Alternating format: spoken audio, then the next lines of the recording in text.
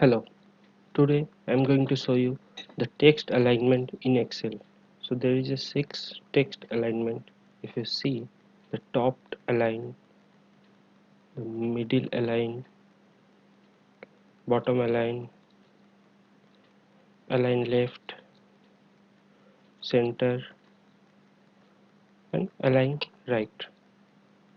Let's start with top align. So I just click the top.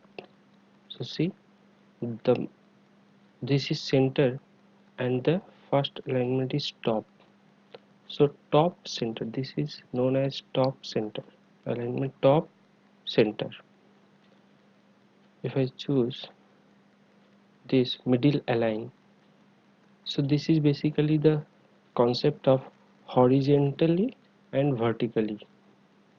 So if I choose this middle align, see this is, so vertically and horizontally both are in center.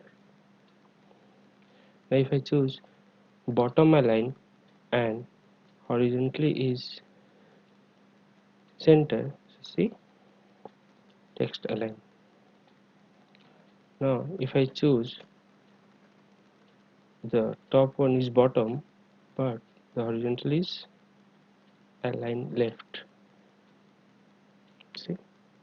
So you have to understand the concept. So this is align right in bottom, the same in align right. If I choose the middle, my text alignment will be this, and if I choose top, my text, so this is top right alignment, top and here right, correct.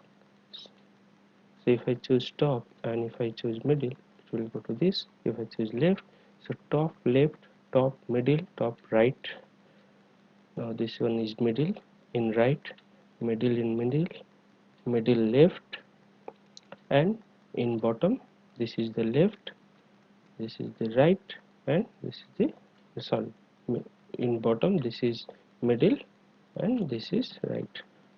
So these are the combination of alignment in Excel. Correct. I hope you like this video. If you like the video, please subscribe.